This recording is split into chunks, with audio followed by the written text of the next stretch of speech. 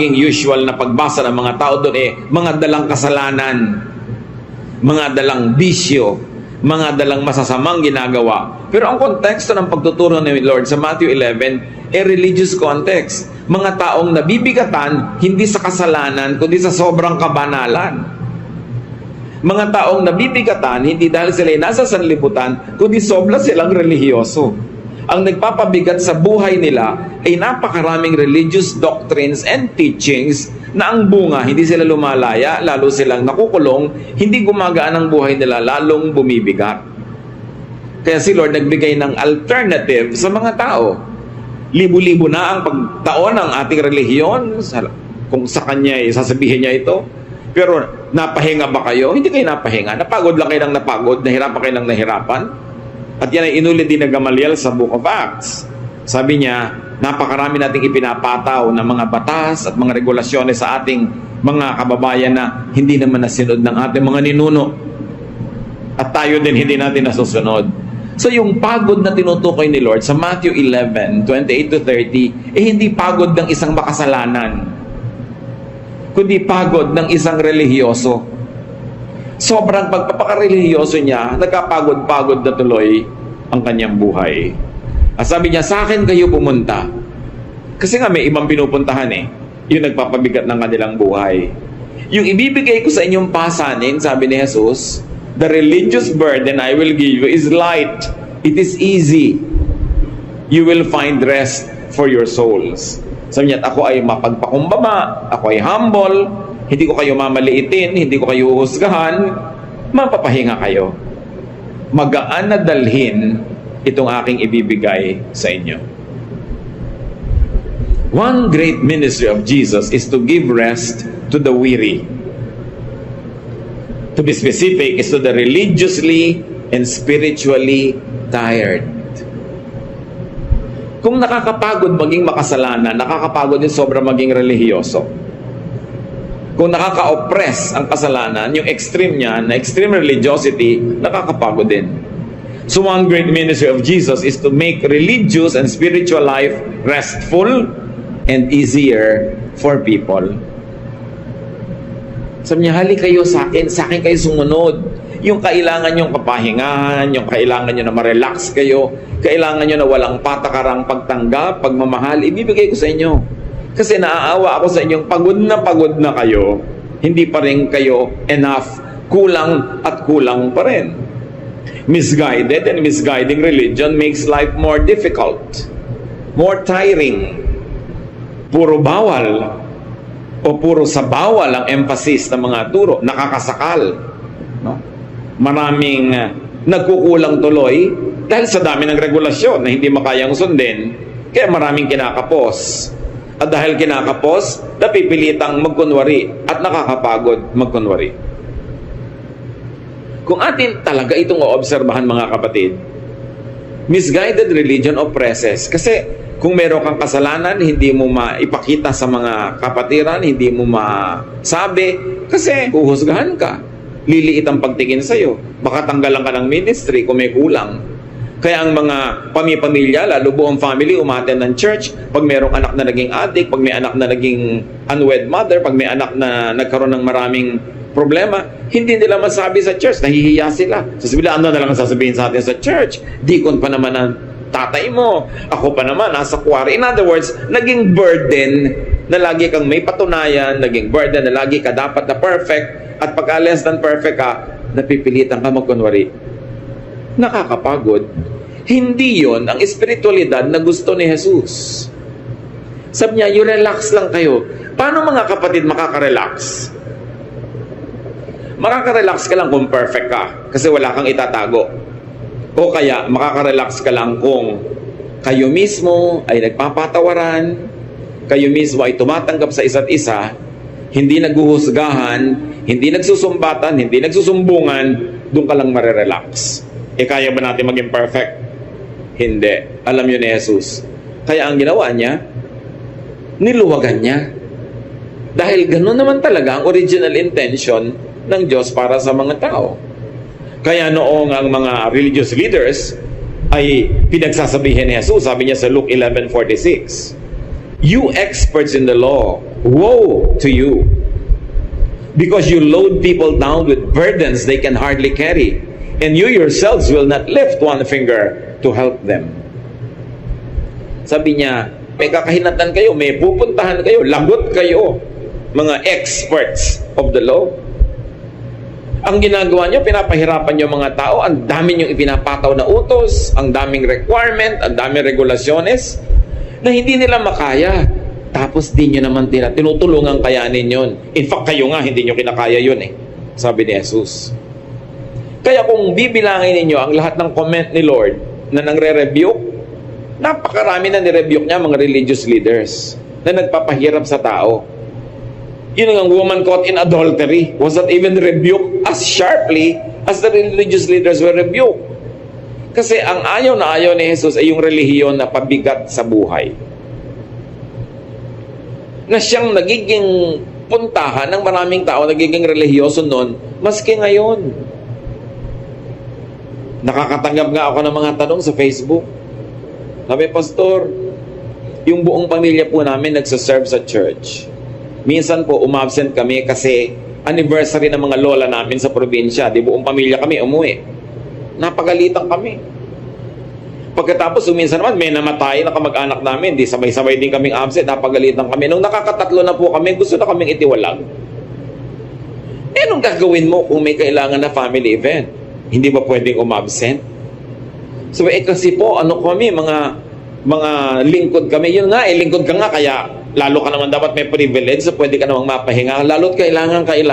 Huwag lang naman ang dami mo ng absent na walang kalatoy-latoy ang dahilan. Pero ano ba yung may ikakasal kayong pinsan, maa-attend kayo, masama ba yun? Minamasama ng church, nahirapan yung mga tao. Na dati, maluwag ang buhay nila, ngayon pati haba ng buhok nila, kukulayan yung buhok nila, ay nire-regulate. Pati, hindi ka pwede mag-boyfriend hanggang nasa ganito kang edad. Hindi ka pwedeng mag-ganito. Dumami yung bawal, kahit nung panahon nga ni Jesus na ang dami ng bawal, wala yung mga bawal na yun eh. Nadagdagan. Hindi ka pwedeng mag-play ng secular music.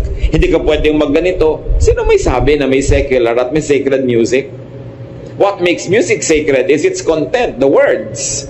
So kahit hindi yan kinakanta sa church, kahit kinakanta sa radyo, sa TV, kung magaganda yung words at hindi laging kailangan tukol sa Diyos, kung halimbawa pinupuri mo ang napakagandang sampagita, abay napakagandang song of worship yon kung kinikilala mo na ang sampagita ay likha ng Diyos at ang kagandahan belongs to God because God is beauty. Hindi naman kailangan laging yung pangsimbahan ng kanta. Pero dumami ang regulasyon.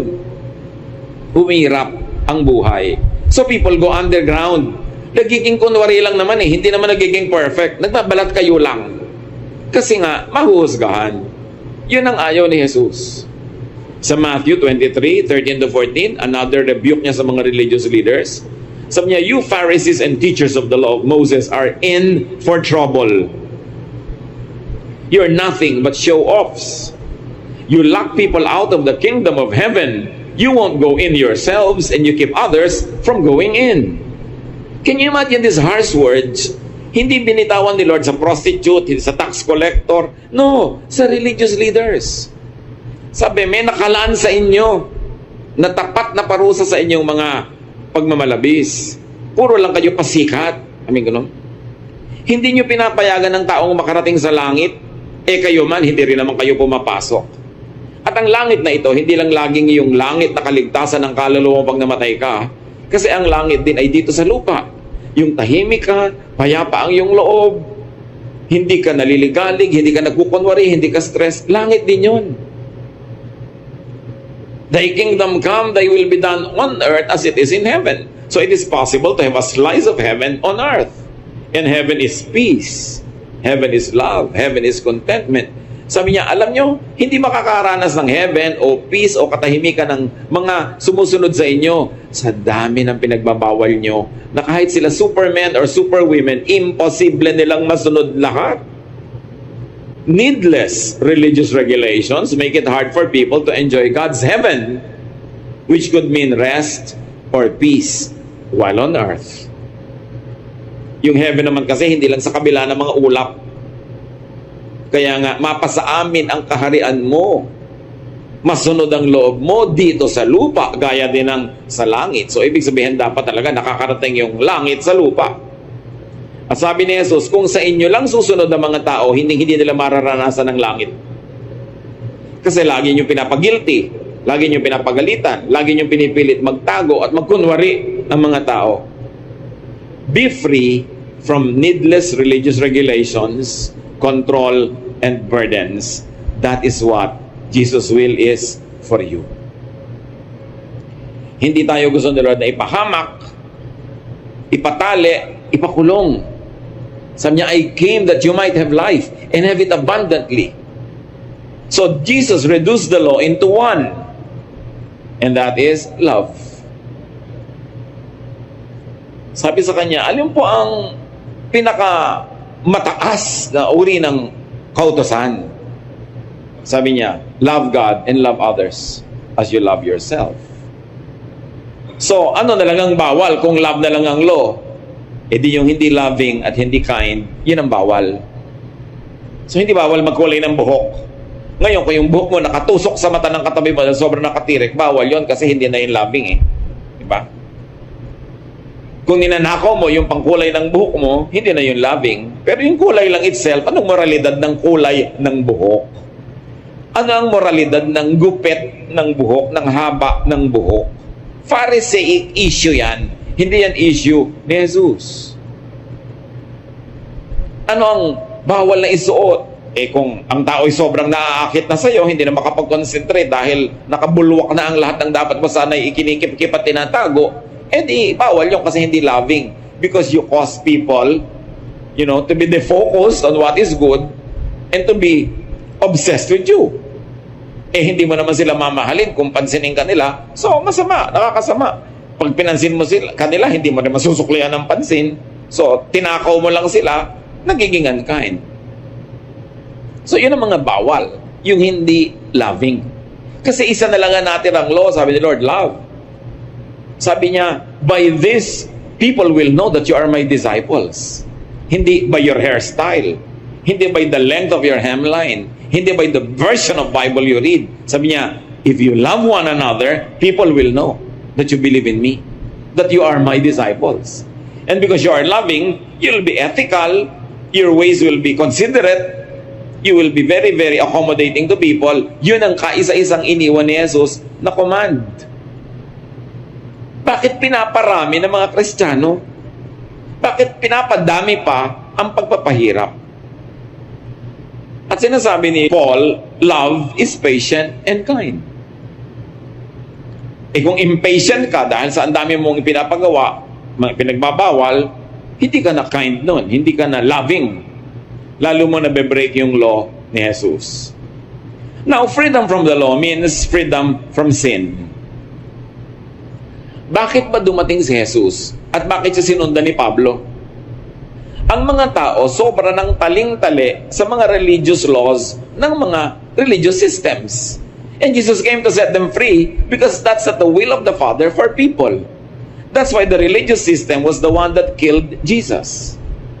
Kasi nawalan sila ng halaga, nababawasan ang importansya nila, at nababawasan ang kontrol nila sa mga tao, they had Jesus killed. Hindi naman yung mga makasalanan nang humingi na si Jesus ay patayin eh. Yung mga relihiyoso ang humingi nun.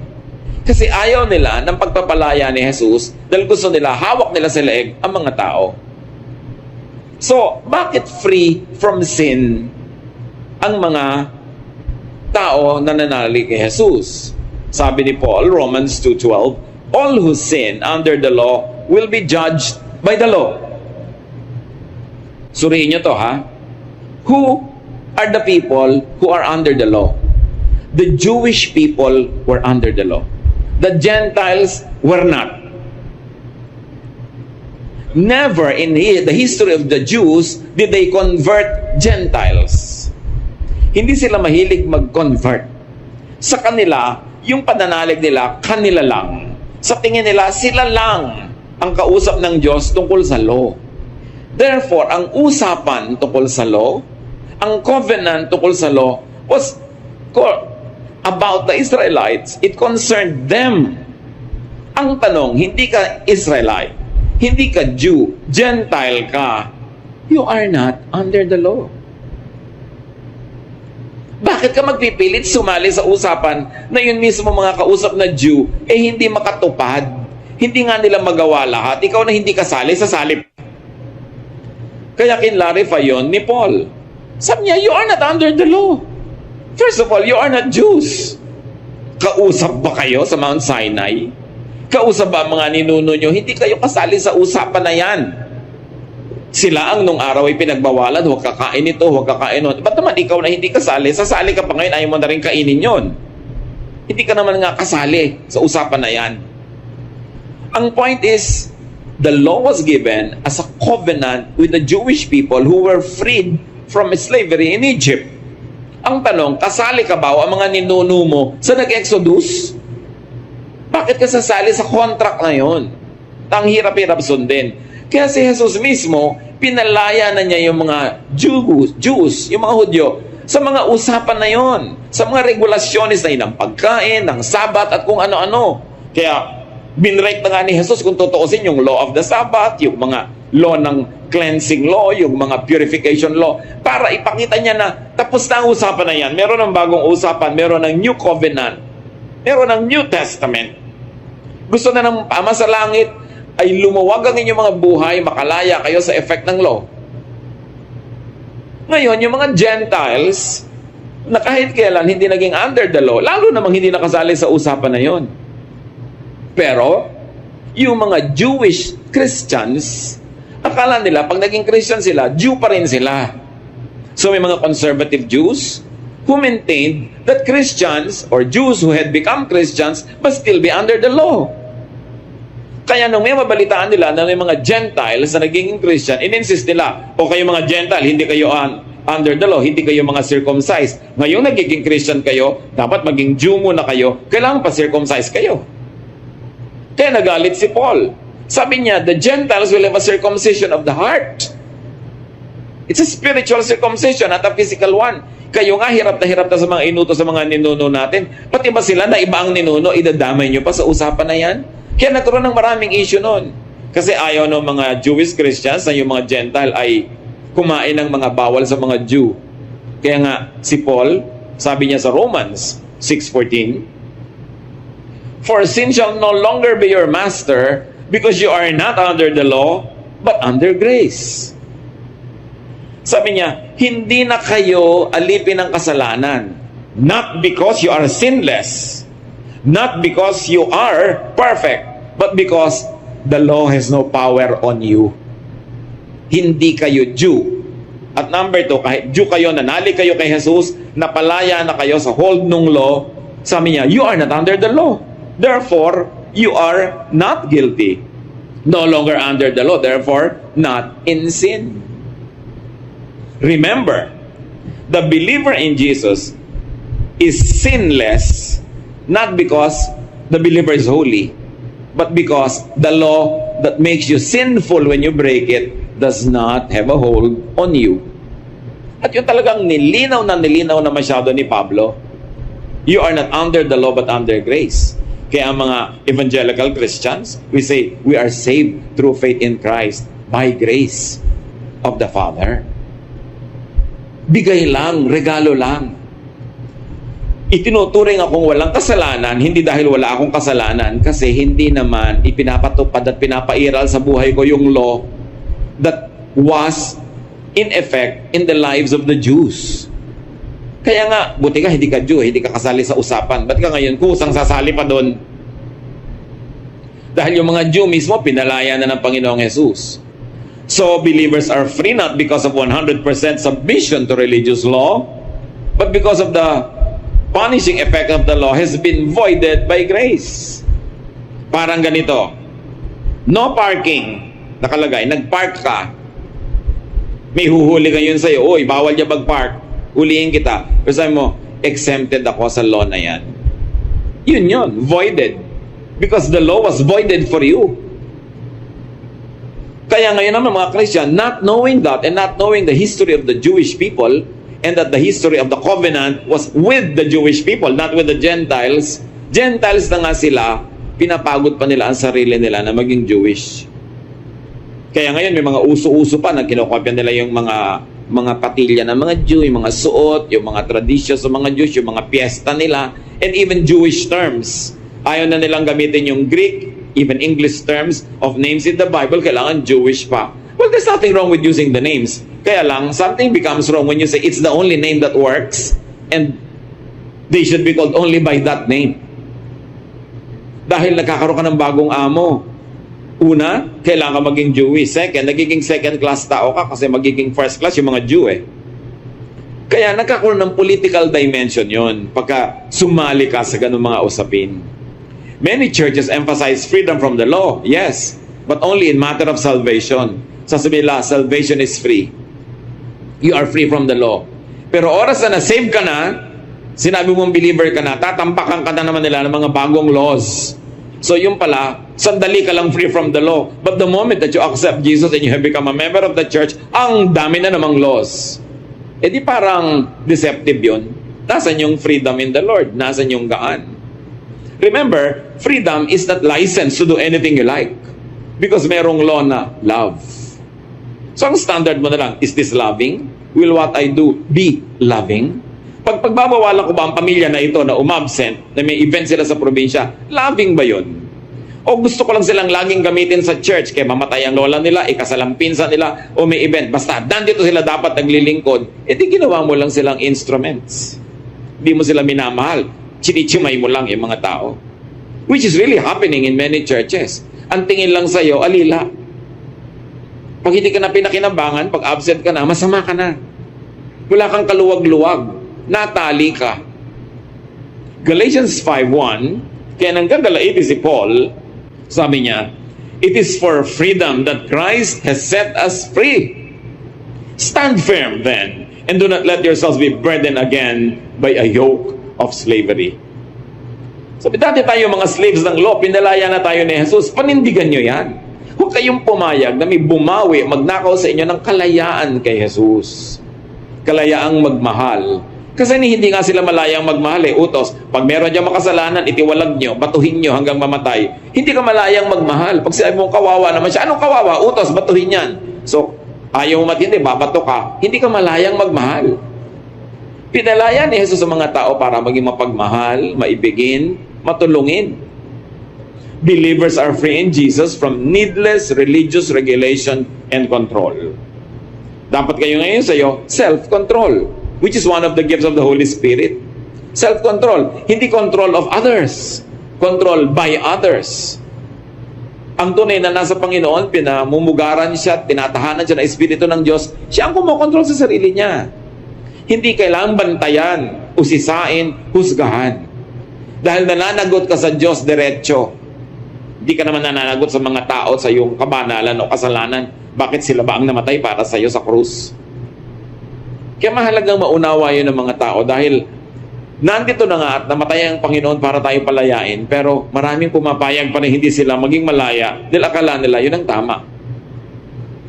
Kaya si Paul nagagalit doon sa mga Judaizers, yung mga conservative Jewish Christians na ipinipilit nila sa mga Galatians, sa mga tao sa Galatia, na maging Hudyo kayo kung gusto niyo maging Kristiyano. So niya, hindi na kailangan. Pinalaya na tayo. So, importante yan that if you're a Christian, if you're in the Lord, be free.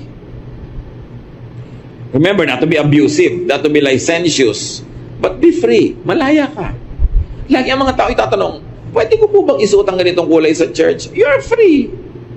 Pero sana huwag naman kayong masilaw at mabulag dahil nung makita ka namin ay sobra kang maliwanag, nadapa na tuloy kami dahil nasilaw na kami. So, hindi na loving yun, di ba? Pwede po ba akong ganito? Pwede bang mag-birthday? Pwede bang maglagay ng Christmas tree? Pwede bang magpasko? Ang daming pwede ba? Ang daming hindi pwede, ang daming bawal pagka tinuos mo yung mga tao. Pero the Christian is free to do anything that Jesus does not prohibit. So ang itatanong mo lang, ipinagbawal ba ni Jesus yan?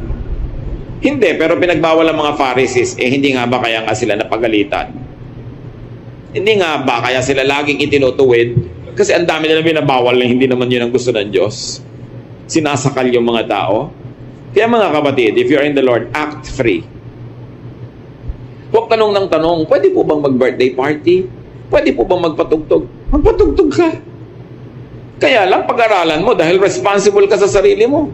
Loving ka ba kung ang pangit-pangit, ang mali-mali ng mga words ng kantang pinapatugtog mo, tapos may kumanta, may naniwala doon, sinunod yon. Loving ba yon? Kaya actually, napakaganda nung law na love. Kasi mag-iisip ka. Hindi lamang letter of the law na nasunod mo, hindi ka nagpatugtog, so akala mo loving ka na. Pero iba pag sinabing love mas magiging maganda yung effect. And you don't only act free, set other people free. And let other people be free. Merong isang conservative na taga-church. Sabi niya doon sa isang babaeng nakasalubong niya, ganyan ba? Ganyan ba damit ng Kristiyano? Sabi niya talaga, kinokontrol niya yung isusot ng kapwa. Alam niyo, sabi ni babaeng kinokontrol, sabi niya, ate, buong buhay, pobreng-pobre ako. Kamakailan lang ko nagkapera-pera na nabili ko yung gusto ko, tapos gusto mo, hubarin ko pa. Dito mahimik ngayon si bully ate. Ano nga bang pakialam mo sa suot ng kapwa mo? Dahil mas malaki ang Bible mo, dahil mas matagal ka na sa church, marami kang verses, papakialan mo isusuot niya? Hayaan mo siya managot sa Diyos. Kung mali yun o tama yun. Marami kasi Kristiyano, parang pulis. Sin yung ginagawa mo. Ganito, ganyan-ganyan. Yun ang mga na-criticize ni Lord. Now, hindi masama to rebuke in love, ha?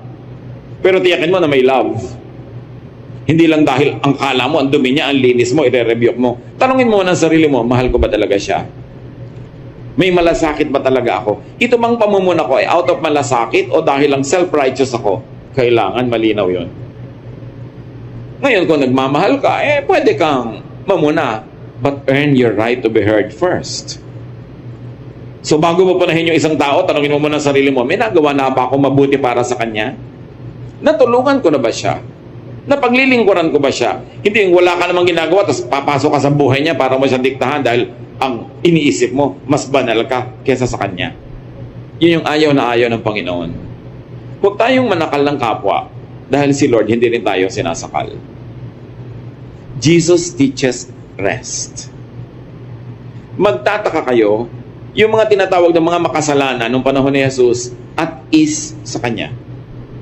Nung pumunta siya sa Jericho, doon siya kumain sa bahay ni Zacchaeus, isang chief tax collector. Nagulat ang lahat na insulto. Ba't siya doon kumain? Hindi sa bahay ng mga priests. For instance, punta siya sa bahay ni Mary at Martha, mga babaeng pinagbabawalang makibarkada sa mga kalalakihan, pero laging nandun ang Panginoon, kaibigan niyang matalik ang magkakapatid na ito, pati na yung kapatid nilang lalaki na si Lazarus. Yung babaeng nahuli sa akto ng adultery, dapat babatuhin hanggang mamatay? Pero ipinabato ba ni Jesus? No. Sabi niya sa babae, sin no more. Hindi niya pinagalitan, hindi niya idinihin. Sabi niya, tigilan mo na yan.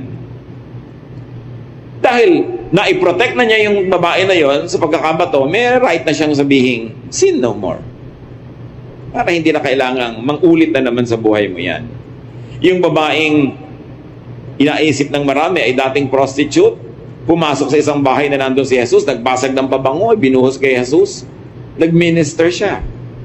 Malaya siya na gawin yung gusto niyang gawin. At sabi ng mga lalaki doon nakaupo, kung talagang prophet tong Jesus na ito, dapat alam niyang masamang babae ito. Hindi niya papayagang mahipo kahit paan niya, pero pinayagan niya. Yung babae at is kay Jesus. Ang tanong, kung ikay relihiyosa, at is ba sa iyo mga kaibigan mo? At is ba sa iyo mga kamag-anak mo? At is ba sa iyo mga office mates mo? O pasong-paso sa'yo. Kasi wala kang ginawa kundi mamuna.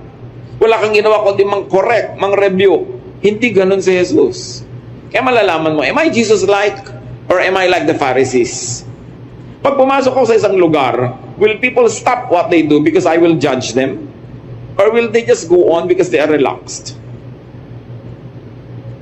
Ang layo ng mga Kristiyano kay Kristo.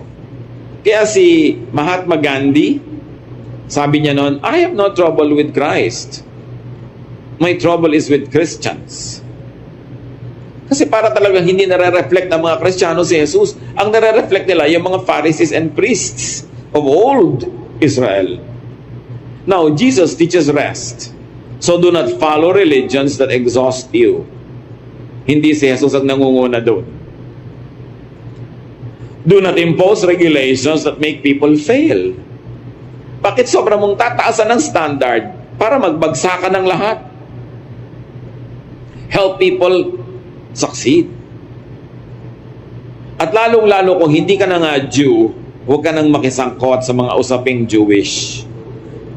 Pinalaya na nga sila, ikaw na hindi kailangan yung pagpapalaya na yon, sasali pa. Pag nagbabasa kayo mga kapatid ng mga verses, Old and New Testament, ang laging salaan si Jesus. Yung salaan, alam nyo, di ba, pag may ibinuhos ka doon, dapat lalampas yung mga lalampas, yung maiiwan, puwera. Ganun din, salain nyo kay Jesus ang mga utos, ang mga katuruan. Pasado ba to kay Jesus? Gusto ba nito Jesus? Kasi kung hindi papasa kay Jesus, kasali na yun sa mga nabura. Loving ba to? Talaga bang hindi ako pwedeng kumain ng hito? Hindi ba ako pwedeng kumain ng tuna kasi walang kaliskis? Ano bang sinabi ng Panginoon tungkol sa pagkain? Sabi niya, hindi mahalaga kung anong pumapasok sa bibig ng tao. Ang mahalaga kung anong lumalabas sa bibig, mga salita. Diyan ka mahuhusgahan. Hindi sa pumapasok. So, yung mga tungkol sa pagkain na yon, lampas na. Pinawalang bisa na ni Jesus. Ngayon, yung mga iba ang hilig-hilig sa ibang ka-istriktuhan ng Leviticus, kaya pagpipilitan nyo ang isa doon, sundin nyo lahat. Huwag kayong gagalaw pag Sabado dahil pinagbabawal yon. Huwag kayong uupo sa mga bus dahil baka may umupo itong babae nagme-menstruate, unclean yung silya na yon. Malalaman mo pa ba yon? So sabi mo, ay pwede na hindi sundin yon. Yung pala, ba't yung iba pinipilit mo? Kasi may paborito kang idiin, may paborito kang usigin, kaya pag nakita mo sa Leviticus na pwede silang usigin, iuusig mo. Pero yung mga ibang, huwag kang magtatrabaho pag Sabado, yung mga ibang, huwag kang uupo kahit sa inupuan ng babae nagme-menstruate. Hindi mo na sinusunod, kumakain ka rin ng hipo, ng talaba, ng kung ano-anong lobster, na bawal sa Leviticus. Pero yun, pwede mo i-break. Pero yung binibreak ng kapatid mo sa Leviticus, bawal. You know what I mean? Napaka-selective ng kabanalan ng maraming Kristiyano. Pinipili lang nila yung paborito nilang usigin na kasalanan at nagpipikit mata sila doon sa mga alam nilang pinagbawal pa rin, pero sila mismo gumagawa. Kaya sabi ni Gamaliel, why are we going to impose these difficult regulations on people and even our own ancestors and even we are not able to follow this? Kaya ang solusyon ni Lord, sige, guilty lahat dahil wala namang makasunod. Ang natitira na lang na law is love. Kailan kaya natin makikita sa Christian churches na nagsasabing sila ay Jesus-based, Jesus followers, na talaga umiiral yung kay Jesus na batas na love? At hindi nagkakaaway-away, nagyagera-gera dahil sa Leviticus, dahil sa ganito, dahil sa ganyan. Kailan mangingibabaw yung utos ni Jesus kaysa doon sa mga opinion ng mga propeta at ng mga ibang mga disciples na tao din naman sila. Hindi sila perfect. Only Jesus is perfect. Kaya dapat ang lahat ng teaching ng buong Bible, sasalain mo pa kay Jesus. Dahil iba na ang usapan. This is now the new covenant. This is the New Testament. There is a new arrangement between God and people. Sayang yung privilege na ibinibigay ng Diyos kung hindi natin gagamitin. Jesus teaches freedom from needless religious regulations, control, and burdens. So let others rest and enjoy their full lives. Matthew 7:12, ang sabi ng Panginoong Jesus, treat others as you want them to treat you. This is what the law and the prophets are all about. Ang dami-daming law ng prophets, ang dami-daming law nila Moses, pero sabi ni Lord, ganito na lang yon: love others as you would like to be loved. Treat others as you would like to be treated. Yun na ang law. Doon na lang kayo mag-focus, yun ang inyong ipamuhay, matatahimik kayo, at papayagan yung ibang matahimik din. So sa darating na bagong stage ng ating spiritual life, bagong level ng maturity, be more Christ-like. Let the love of Jesus prevail in our lives. Salain ang mga teaching na hindi papasa sa love ni Lord, at ang ating unahin at tupagin yung pag-ibig na itinuturo ni Jesus. Hindi lang tayo ang marerelax, lahat ng tao sa paligid natin marerelax, at lalo magiging kaakit-akit sa kanila na sumunod kay Jesus. Hindi nila sasabihin yung sinabi ni Gandhi, ibig at hindi ka ibig-ibig, alin ang dapat na nandyan at alin ang dapat ay wala dyan. Sa biglang tingin, magkakasama sila, madali tayong malito. At sa teaching ni Jesus, magkakasama ang mga mabubuti at hindi mabuti sa isang lugar, sa isang oras, sa isang panahon. Kaya dapat meron tayong mata para makilala natin kung alin ang mabuti para sa atin at alin ang hindi. Many things will be thrown away in time. Napakalinaw niyang itinuro yan. Many things will be burned in the end. So, know weeds from wheat. Kilalanin ang mga damo mula sa tunay na tanim. Sa example nila, trigo, sa atin naman palay o anumang namumungang bagay na kailangan natin sa buhay na tinutubuan ng mga damo sa pagitan. Sinisiksikan ng mga damo na sasamahan ng mga damo. Do not invest in weeds, in what is destined for destruction, in what will be thrown away as refuse. Sa buhay, meron tayong limitadong oras, limitadong lakas, limitadong resources. Huwag natin itong ipamuhunan sa mga bagay na dapat ay nakikilala nating walang mabuting pupuntahan. Huwag nating sayangin ang ating panahon, ang ating oras, ang ating lakas, ang ating pananalapi, ang ating mga resources sa mga bagay na hindi mabuti. Kasi darating ang panahon, kahit nandyan yan ngayon, yan ay ihihiwalay at susunugin, itatapon. Pag ang ating pagmamahal, ang ating lakas, oras, ay itinaya natin sa mga bagay na nakatakdang lilipulin, masasayang ang lahat ng ating mga lakas, lahat ng ating mga kakayanan. Madadamay pa tayo. Search the Gospels. Dahil pwede nating i-apply yan sa mga katuroan sa Bible. What are voided, thrown away, burned in the Jesus stories and Jesus lessons? Marami.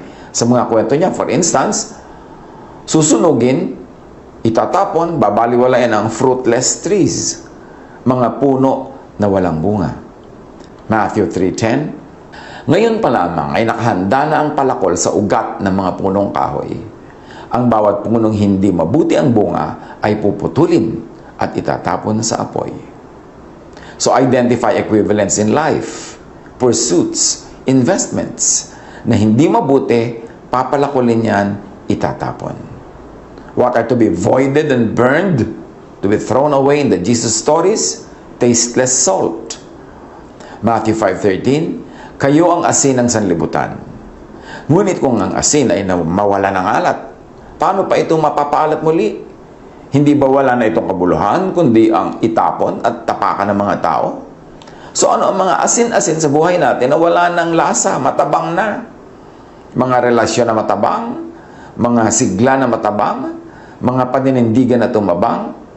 Identify equivalents in life, in pursuits, in investments, so that you will not let your salt become tasteless. Kasi pag naging tasteless ang ating project, naging tasteless ang ating effort, naging tasteless ang ating talent, ang ating energy, yan ay matatapon lang sa tapakan, sa daanan ng mga tao. Magiging panambak. What else are to be thrown away or burned in the Jesus stories? Body parts causing people to sin. Matthew 5:29, kung ang kanang mata mo ay nagiging sanhi ng iyong pagkakasala, dukutin mo ito at itapon. Mabuti pang mawalan ka ng isang bahagi ng iyong katawan kaysa ang buo mong katawan ay itapon sa impyerno. So identify equivalence in life. Siyempre mga talinghaga ito, hindi naman talaga mata na literal yan, hindi kamay na puputulin, hindi paa. Pero what are its equivalents in life, in pursuits, in investments, in activities? Marami tayong mga activities ganyan. Walang saysay, puputulin din in the end. Mga estudyante naglalakwatsa, wala namang credit sa kanila yung kanilang paglalakwatsa. Hindi nagsasubmit ng mga assignment. Mga nagtatrabahong panay petics, panay ang lakwatsa, hindi nagtatrabaho. Pagka inassess yung kanilang work, yung kanilang performance, itatapon. Yung mga oras na yun na sinayang nila sa mga walang kwentang paglalakwatsa o kaya ay mga trabahong mali-mali. Marami tayong ginagawa na dapat ay puputulin sa pagdating ng panahon. So mabuti pa, huwag na lang natin gawin. Sayang ang investment natin. What are to be voided, thrown away, burned in the Jesus stories? The wicked, ang masasama. Matthew 13:49-50, gayon din ang mangyayari sa katapusan ng daigdig. Darating ang mga anghel, ihihiwalay ang masasama sa mga matuwid, at ihahagis ang masasama sa naglalagablab na apoy. Do'y mananangis sila at magngangalit ang kanilang mga ngipin. Whether you want to read this literally or as a figure of speech, as symbolic language, the ending is the same. You should identify equivalence in life, in associations, in deeds. Because at judgment, what will be voided, thrown away, burned, are the things enumerated above. Meanwhile, the plants and weeds, meaning the essential and non-essential, the good and the ungood, or the bad, confusingly exist side by side, as we've already said. Magkakatabi, nakakalito, nang lilito. So, alin dyan ang iyong aalagaan? Meron nag-aalaga ng damo, hindi ang alagaan yung trigo. Meron nag-aalaga pala ng makamandag na mga ahas, imbes ang alagaan ay isda na pwede niyang pakinabangan at kainin. Observe. Learn. No plants from weeds. No friends from enemies. No good workers from bad workers. No good employers from bad employers. Para ang lahat ng yan ay maiwasan nating maging bahagi ng ating buhay. No essentials from non-essentials. Ano ba sa pinag-uubusan natin ng ating time, talent, and treasure ang talagang mahalaga at yung iba wala namang kakwenta-kwenta. Nag-uubos ng ubod ng daming oras para sa mga games na hindi naman pinagkakakitaan, na hindi naman napapakinabangan. Nasasayang ang oras imbes magtanim, magtrabaho, may magawang mga tama para may anihin. No good from the ungood or the bad. You have to know them because they both confusingly exist side by side. Yan ang mga options natin every day. Good or ungood, productive or unproductive, damo o trigo, may pakinabang o wala, susunugin pagdating ng panahon o aanihin at itatago sa mga lalagyan ng pagkain. Kapakipakinabang at hindi kapakipakinabang. Bakit kailangang maaga pa lang ay makapili na tayo niyan? Kasi limitado ang oras natin sa mundong ito. Pag may sinayang kang araw, linggo, buwan, taon, sa walang kwentang activity, sa activity na pupunta lang pala sa wala, sa activity na susunugin lang pala at walang kabunga-bunga, eh di sayang ang buhay mo. Kaya dapat mag-observe, manuri. Huwag sakay ng sakay sa bawat biyahe kasi may mga biyaheng pahulog sa bangin. Merong papunta sa maganda. Huwag paniwala ng paniwala sa lahat ng nanliligaw at lahat ng pag-ibig na iniaalok. Kasi merong papunta sa kapahamakan at may papunta naman sa kaligayahan. Kailangan mapagmatiyag. Mapag-isip. Hindi pa dalos-dalos. Hindi nagpapadala sa basta damdamin na lang. Kailangan mapanalanginin at nakikinig sa payo ng marurunong. Tama at maling, mabuti at masamang katuruan, gawain, choices, tao, are here with us side by side. Matthew 7:17, mabuti ang bunga ng mabuting puno, subalit masama ang bunga ng masamang puno. So kilalanin ang lahat sa pamamagitan ng pagtingin sa bunga. Kilalanin ang lahat sa bunga, hindi sa dahon, hindi sa ugat, hindi sa puno, bunga. Ano ba ang bunga? So ang ginagawa ng isang tao, maganda ba ang bunga? O tatay ka, sugal ka ng sugal. Anong bunga? Pangit. Nauubusan ka ng pambigay sa pamilya mo, pambili ng pagkain, pambayad ng mga bills, pang-enroll sa school.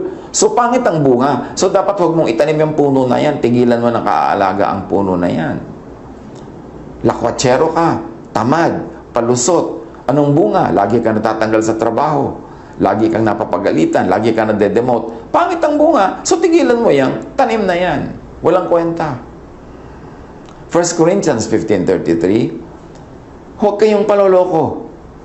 Ang masasamang kasama ay nakasisira ng magagandang ugali. So mamili pati ng kasama, ng kaibigan, ng papakinggan, ng ka-chat, ng ka-text, ng ka-FaceTime. Kasi napakaraming napahamak, kakakausap sa mga ganyan. Hindi pala mapagkakatiwalaan, mapagsamantala pala. Pero kasama ng mga mapagkakatiwalaan, ng mga hindi mapagsamantala, tulad ng magkakasama ang trigo at damo. Kailangan manuri lagi. Do not waste your time, effort, and life on weeds, on what is not plant that will yield beautiful fruits for your life. Now, lahat ng ito apply sa religious life. Ganyan din kasi sa religious life. Maraming mga relihiyones, tabi-tabi, nandyan lahat. Maraming pintong pwedeng pasukin. Maraming doktrinang pwedeng sundin. Maraming katuroang pwedeng pag-alayan ng buhay. Pero lahat ba yan talaga kapakipakinabang? Lahat ba talaga may magandang bunga? Lahat ba talaga maganda ang kakauwian? Apply sa religious life. Kasi marami talagang paniniwala, maraming mga gawain, mukhang pare-pareho lang. Pero may mabuti at masamang katuruan. May mabuti at masamang gawain. Do not waste your time, your effort, your life on what is not planned, on what is not of Jesus, on what is not Jesus-ness. Iisa lang ang buhay mo. Ang dami-dami mong oras na uubusin sa religious teaching, sa religious activity. Tiyakin mo na yung iyong sinusundan, pinapakinggan, ipinaglalaban, pinapanindigan, ginagastosan ng time, talent, and treasure, talagang turo ni Jesus. Kasi baka naman nasa isa kang parang Christian group, pagkatapos ang itinuturo sa loob, Pharisees. Puro mga law, puro mga bawal, puro mga law of Moses na winasak na ni Jesus para tayo palayain at para tayo bigyan ng bagong buhay na hindi guilty kasi forgiven, hindi guilty kasi wala na yung law that makes us guilty, pero napakaraming mga tinatawag na Christian pursuits, Christian teachings, Christian activities, ang totoong laman ay Moses-ness, Pharisee-ness, law, legalism, na ang ending, lagi kang guilty, lagi kang masama, lagi kang natatakot, lagi kang paparusahan. Paano mo ma-enjoy yung peace and rest na pangako ni Jesus? So make sure na sa lahat ng ating ginagawa, hindi tayo nalilito. Kasi kasama ng Jesus-ness, nung trigo, yung mga Moses-ness, yung mga Pharisee-ness, yung mga legalism, yung mga sectarianism, yung mga congregationalism na un-Jesus. Although, of course, meron naman mga sectarianisms and congregationalisms and teachings na maka-Jesus. Kaya dapat nanunuri ka kasi hindi ko may konting maka-Jesus dyan, lahat maka-Jesus na, maniniwala ka na, lululunin mo na lahat. Kailangan salain sa Jesus filter ang lahat ng mga katuruan para hindi masayang ang oras mo sa relihiyon. Hindi masayang ang oras mo na hindi ka naman pala nag-grow into Jesus-ness, but you're growing into Pharisee-ness. John 14:6, sumagot si Jesus, "Ako ang daan, ang katotohanan, at ang buhay." Nang ibig sabihin ay, hindi sila, kundi ako. Walang makapupunta sa Ama, kundi sa pamamagitan ko. Huwag dumaan sa mga katabing pinto. Tandaan natin yan. Narito ang pinto ni Jesus, pero maraming dyan nakalagay Christian door 2, Christian door 3, Christian door 4. Pero pagpasok mo sa loob, hindi pala Jesus ang laman. Ang laman pala, Pharisees. Marami kasi, akala mo, Jesus na Jesus sa labas eh. Pero pag pumasok ka, hindi, ang liit-liit ng Jesus doon. Ang malaki yung Pharisee. Puro pang-uusig, puro batas, puro bawal, puro guilt, puro fear. Kabaligtaran ng turo ni Jesus. So yung trigo, nahaluan ng maraming damo.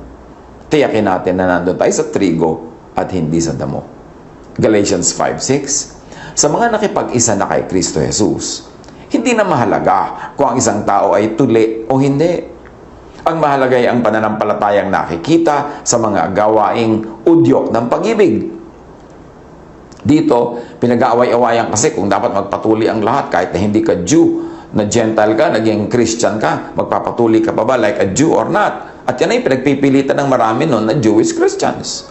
Pero sabi dito ni Paul, hindi na mahalaga yan. Ang mahalaga, ang ending ng lahat ng katuroan na natatanggap mo, ang ending ng lahat ng katuroang sinusunod mo, ang ending lahat ng ginagawa mo, ibinibigay mo at tinatanggap mo, ay love.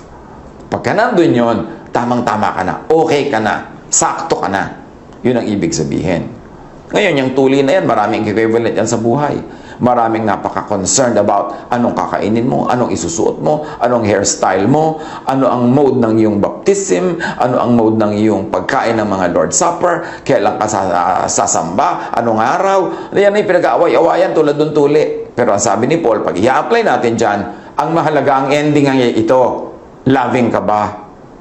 At ang natatanggap mo ba sa kapatiran ay love din? Kasi kung hindi gano'n ang ending, sayang ang lahat ng pag-aaway, pag-aaral, at pagtatalo-talo tungkol dyan sa law, tungkol sa mga regulations and ordinances. Huwag sumali sa hindi maka-Jesus, sa hindi maibiging gawa.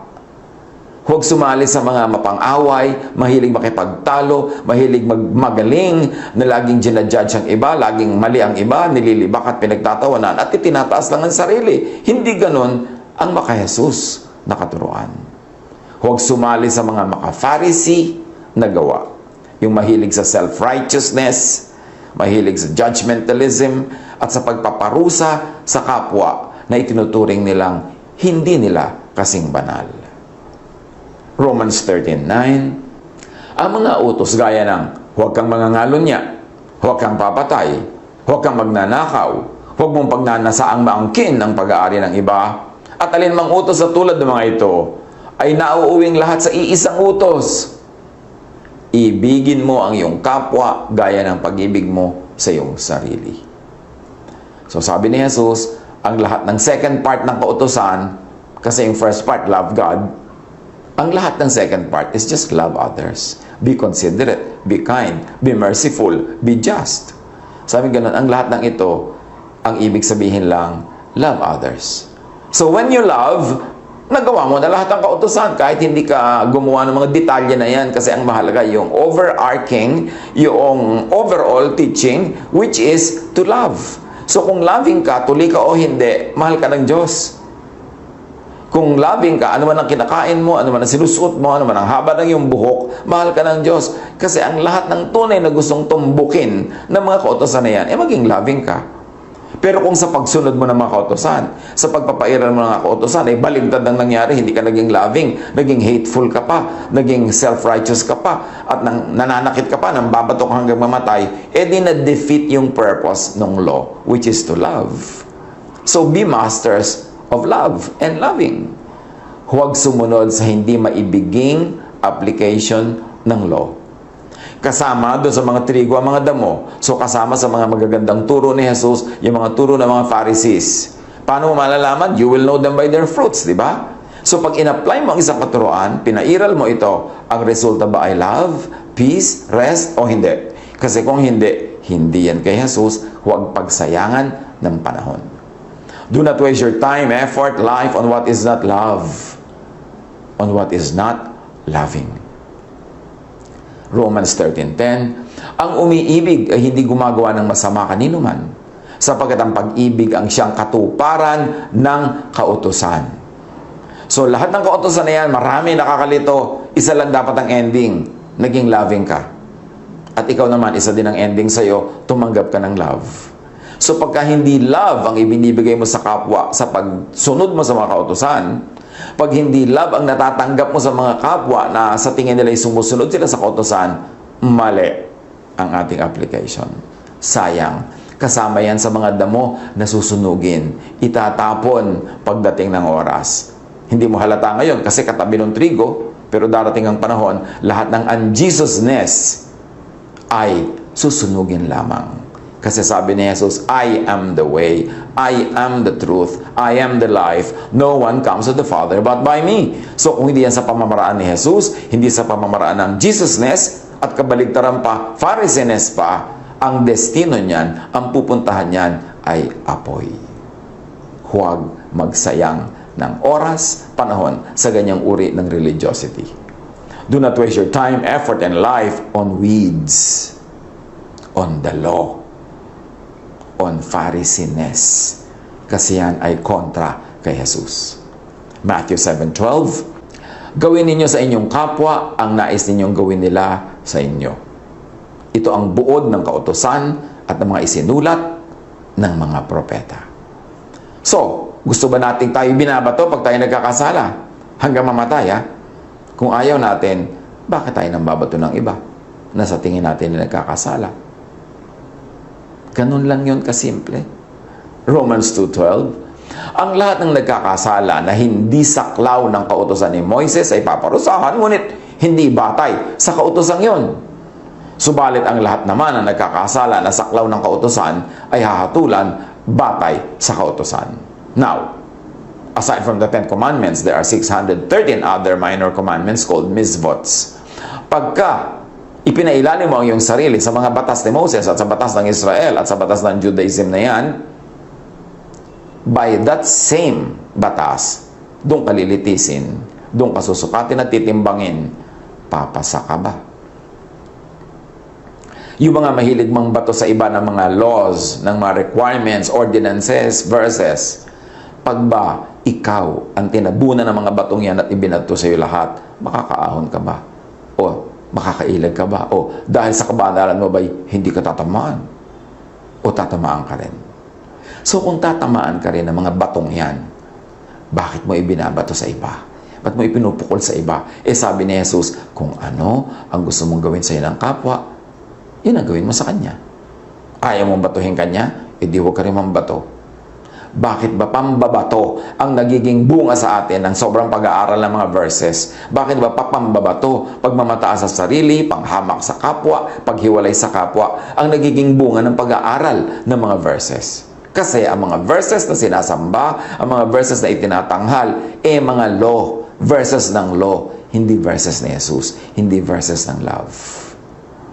Kahit naman sa New Testament, may marami mga leaders dyan, nasa Christianity na, pero marami pa rin silang Pharisaic at marami pa rin silang Jewish beliefs, yung mga Judaizers na ipinagpipilitan yung tuli, ipinagpipilitan yung huwag mo tong kainin, ipinagpipilitan nilang isingit sa new faith na Christianity yung mga old laws and systems ng Judaism. Sa New Testament mismo, recorded yan. Kaya awayan yung mga leaders dyan. Tapos hanggang ngayon, yan pa rin ang nangyayari ngayon. Ang dami-dami akala nila Christian sila. Ang dami akala nila nasa Christian congregation sila. Pero pag tiningnan nila yung practices, tiningnan nila yung mga regulations, tiningnan nila yung prevailing atmosphere, no. Pharisaic pala. Or nasa Jewism pa pala sila. In fact, marami nga openly gustong bumalik sa Judaism. Eh di babalik ka sa mga law, babalik ka sa mga ritual, baliwala ang kamatayan ni Jesus, baliwala ang pagpapalaya ni Jesus. Kaya kilalanin ang damo sa trigo kasi magkakahalo yan, magkakasama. Acts 13:39. At ang lahat ng sumasampalataya sa Kanya ay pinapatawad na sa lahat ng pagkakasalang hindi na ipatawad sa inyo sa pamamagitan ng pagtupad sa mga kautusan ni Moises. Maraming kasalanan hindi pwedeng mapatawad kung magpapailalim ka sa kautusan ni Moises.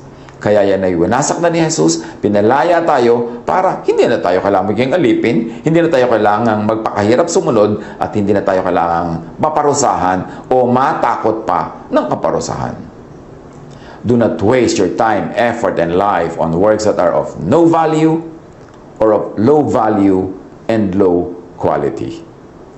Sabi ni Paul sa 1 Corinthians 3:10-15, ayon sa kagandahang loob ng Diyos sa akin, inilagay ko ang pundasyon tulad ng isang mahusay na tagapagtayo. Iba naman na nagpapatuloy sa pagtatayo ng gusali. Ganito rin ang church building, ganito din ang church planting, ganito din ang pamamalakad ng church. May nanguna, may nagtayo, tulad nito si Paul. Pero may mga kasunod dapat. Ngunit dapat maging maingat ang bawat nagtatayo, sapagkat wala ng ibang pundasyong maaaring ilagay maliban sa nailagay na. Walang iba kundi si Hesukristo. May nagtatayo na gumagamit ng ginto, pilak o mahahalagang bato. Mayroon namang gumagamit ng kahoy, damo o dayami. Makikilala ang uri ng gawa ng bawat isa sa araw ng paghuhukom, sapagkat mahahayag sa pamamagitan ng apoy kung anong uri ang ginawa ng bawat isa. Kung ang itinayo sa ibabaw ng pundasyon ay hindi masunog, tatanggap ng gantimpala ang nagtayo noon. Ngunit, kung masunog naman, mawawalan siya ng gantimpala. Gayunman, maliligtas siya. Kaya lang, ay para siyang nagdaan sa apoy. In other words, wala siya kadala-dala, natupok din lahat. Huwag sayangin ang oras, pagod, buhay sa religious weeds lang pala. Meaning, ang dami-dami mong oras sa relihiyon, yung pala yung ginagawa mo nang walang katuturan, walang value sa langit. Susuriin, may value ba ito? Ang pinakamahalagang value kung ang effect, loving. Kung ang method, loving. Huwag sayangin ang friendships, goodwill and pleasures, happiness and satisfaction para sa religious weeds lang pala. Anong ibig sabihin natin? Maraming pagkakaibigan ang nasisira dahil sa relihiyon, dahil sa doktrina. Maraming magagandang pakikitungo, pagmamabutihan ang nasisira dahil sa mga katuroan, dahil sa doktrina dyan. At marami ring personal pleasures, ligaya, satisfaction, ang nasasakripisyo dahil sa mga doktrina. Ang tanong, yung doktrina ba galing kay Jesus o galing sa Pharisee? Yan ba ay trigo o damo? Huwag magsayang sa mga bagay na weeds lang pala. Damo lang pala. Tutupukin lang pala. Itatapon lang pala. So, suriin natin ang ating practical life, spiritual life, religious life. Kasi dyan, maraming tama, maraming trigo, pero maraming nakasingit na damo. Piliin kung alin ang didiligan, piliin kung anong aalagaan, piliin kung ano ang kakampihan, at pagbubuhusan ng panahon, ng oras, ng lakas. Kasi merong mga lugi ka pagka doon ka tumaya at meron namang panalo ka. Tiyakin na tayo ay nakaayon, sumusunod, sumusuporta, nabubuhay sa Jesusness. Hindi sa Pharisees. Hindi sa legalism. Hindi sa religious zealotry, kundi sa love. Because love is the fulfillment of all the law. Yun ang trigo. All others, weeds lang pala. Pag-aralan. Hanapan ng mga practical application sa buhay. God bless us all.